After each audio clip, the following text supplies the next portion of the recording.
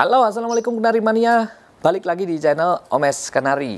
Oke, di kesempatan video kali ini kita akan membahas salah satu pertanyaan yang sering dipertanyakan oleh teman-teman Kenari Mania, yaitu, Mas, gimana sih caranya buat membuat volume kenari itu lebih keras?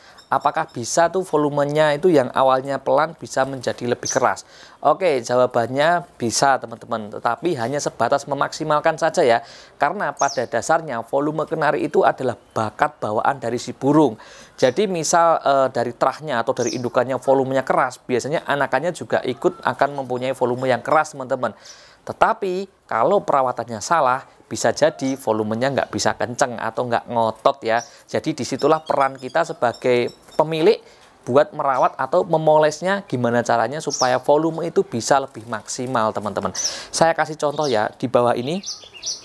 Nah, ini yang lagi saya umbar ini kenari saya yang saya kasih nama glowing teman-teman. Jadi beberapa teman-teman mungkin yang ngikutin Instagram saya tahu ya, si kenari ini adalah kenari yang sempat konser beberapa kali. Nah, ini nanti juga sore mau saya bawa gantang.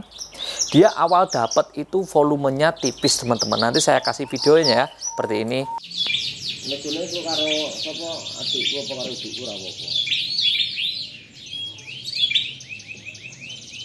Yo ngerti toh.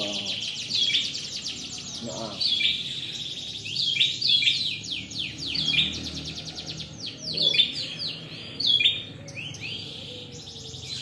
Nah, ketika saya dapat itu volumenya nggak ngotot teman-teman, dan burungnya pun bunyinya pun nggak begitu ngotot ya. Dia jadi kayak burungnya itu males-malesan sebenarnya bunyi. Di rumah tuh jarang bunyi juga. Tapi ketika saya gantang konser teman-teman. Jadi saya tahu ini burung punya bakat, tinggal kita poles, kita maksimalkan. Nah, akhirnya sekarang volumenya udah tembus banget. Bahkan kalau di gantangan ketika dia ngelop itu kayak tembakan gitu ya. Itu bisa tembus banget di gantangan.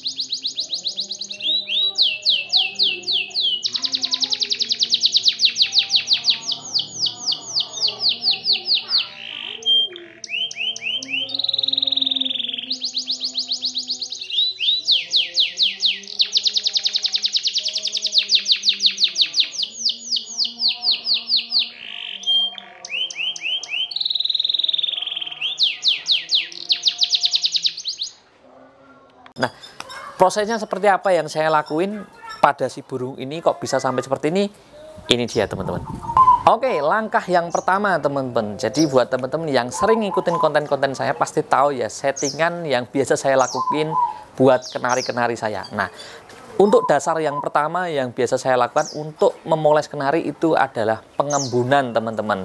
Jadi sekitar jam 5 atau setengah 6 pagi itu burung sudah keluar dari rumah. Saya taruh di teras teman-teman ya, sampai nanti kurang lebih jam setengah 7. Jadi sekitar 1 jam itu kita angin-anginkan teman-teman, kita embunkan ya. Jadi menjaring matahari lah. Nah, secara ilmiah saya kurang tahu ya apa efeknya, apa maksudnya ilmiahnya seperti apa kok bisa, tapi ternyata terbukti teman-teman ya, terbukti. Dan teman-teman saya juga banyak sekali pemain kenari yang melakukan pengembunan dengan catatan cuacanya bagus ya teman-teman, cuaca cerah. Jadi pagi hari cuaca cerah, enggak berangin dan enggak mendung. Jangan sampai berangin. Kalau berangin nggak usah diembunkan ya teman-teman. Jadi ketika cuaca cerah jam 5 atau setengah 6 kita taruh di teras sampai jam setengah 7. Itu rutin setiap hari teman-teman. Nah, nanti teman-teman bisa lihat progresnya ya, atau mungkin efeknya kenari bakal lebih rajin bunyi teman-teman dengan pengembunan ini.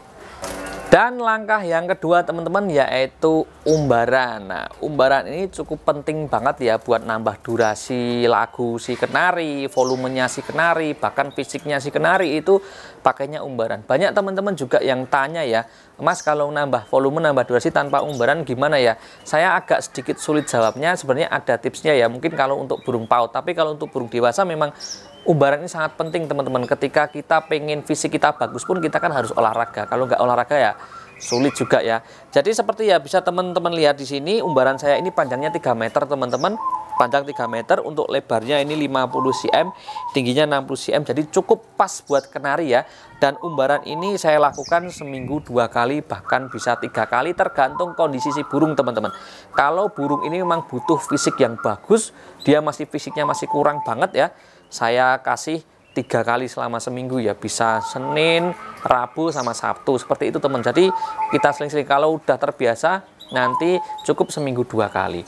Dan yang pertama ketika masuk umbaran pun biasanya saya takut-takutin seperti ini teman-teman. Kalau bahasa Jawanya digusah ya, biar terbang-terbang, biar itu fisiknya. Biasanya bisa saya suruh terbang-terbang kayak gini sampai 20 bolak-balik sampai 50 bolak-balik. Tapi kalau udah terbiasa nggak usah digusah-gusah, biar dia terbang-terbang sendiri teman-teman. Dan di dalam umbaran dikasih cepuk mandi ya, biar dia juga bisa buat minum juga, nggak usah dikasih pakan teman-teman. Durasi umbaran bisa 1 jam sampai 2 jam tergantung kondisi fisik si burung. Kalau untuk awal-awal cukup 30 menit dulu aja sampai 1 jam ya. Kalau udah kuat banget bisa sampai 2 jam, nggak usah kasih pakan, nggak masalah, yang penting kasih minum. Nanti setelah kita kembalikan ke kandang harian, baru dikasih pakan sama EF teman-teman ya. Itu untuk mendasari fisik dulu. Nah biasanya kalau fisiknya udah bagus, nanti volume juga akan lebih kencang karena fisiknya udah bagus ya, otomatis bunyinya akan juga lebih ngotot teman-teman. Kemudian langkah yang ketiga teman-teman, yaitu dengan pakan. Nah, asupan pakan ini penting ya.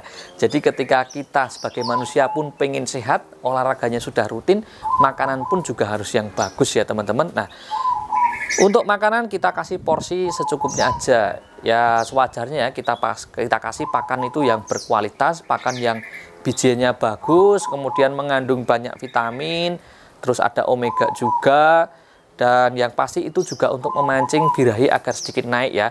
Jangan salah teman-teman, birahi itu penting banget loh buat kenari ya, jadi jangan salah. Karena kenari bisa rajin bunyi, bisa narung ketika di trek itu karena ada birahinya. Kalau kenari nggak ada birahinya itu pasti macet. Makanya kalau kenari macet itu pasti harus dipancing birahinya. Hanya teman-teman harus bisa membedakan antara birahi normal dengan over birahi ya. Jadi kalau birahi memang penting, tetapi jangan sampai berlebihan atau yang bisa dibilang OB, over birahi ya teman-teman.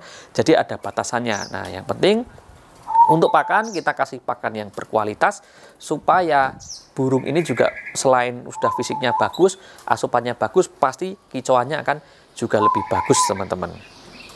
Langkah yang keempat atau langkah yang terakhir teman-teman yang saya lakukan. Nah ini tips khusus ya, karena mungkin nggak semua orang lakuin.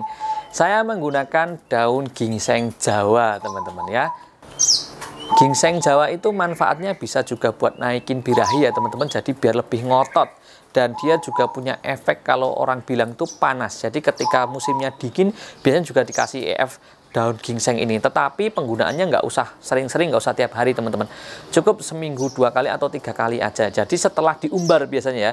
Jadi setelah burung itu saya umbar, cabut dari umbaran, kasih pakan sama kasih daun gingseng ini teman-teman. Nah gingseng ini juga bisa buat nambah volume, bisa lebih keras teman-teman, nanti bisa dibuktikan ya. Jadi intinya proses-proses yang saya lakukan yaitu pertama dari pengembunan, kemudian juga kita rutin fisik dulu ya, dasari fisik dengan umbaran, kemudian pakan kita kasih yang berkualitas, pakan yang bagus agar birahinya juga cukup naik, tapi jangan sampai over ya, jadi harus sedang aja. Kita ada tipsnya juga nanti. Yang terakhir adalah penggunaan daun gingseng. Ini yang rahasianya ya teman-teman. Daun gingseng ini bisa buat ngangkat volumenya lebih keras teman-teman. Nanti teman-teman bisa buktikan. Tapi juga jangan terlalu sering penggunaannya ya. Cukup seminggu 2 kali atau 3 kali untuk daun gingseng ini. Oke teman-teman kenari mania, itulah tadi ya sedikit tips dari saya untuk memaksimalkan volume kenari yang sedang-sedang saja biar menjadi lebih maksimal atau lebih keras teman-teman ya. Jadi ada beberapa tips, sebenarnya ada sedikit tips lagi tetapi ini sedikit beresiko, yaitu dengan penggunaan biji fumayin atau juga dengan biji kroto atau kroto ya, kroto itu yang biasa buat murai kayak gitu ya. Itu juga bisa buat ngangkat volume kenari, cuma kalau ndak cocok biasanya bulu kenari bisa rontok teman-teman. Jadi penggunaannya harus hati-hati ya. Tapi saran saya sih cukup pakai 4 tips yang saya sampaikan tadi dulu ya teman-teman. Kalau nanti misal belum maksimal bisa, kalau teman nekat ya kasih biji fumayin 5 butir setiap hari selama seminggu, atau juga kroto 5 butir selama 3 hari atau 1 minggu berturut-turut. Nanti biasanya akan kelihatan efeknya, volume akan lebih ngotot teman-teman, bunyinya akan lebih ngotot. Cuma ya memang sedikit beresiko kalau sampai nggak cocok, bulunya bisa halus, yang bulu halus itu bisa rontok teman-teman. Kalau misal kejadian seperti itu lebih baik di stop penggunaan dari fumayin maupun kroto ya. Oke teman-teman, semoga video ini bisa bermanfaat. Silahkan di-share dan juga like.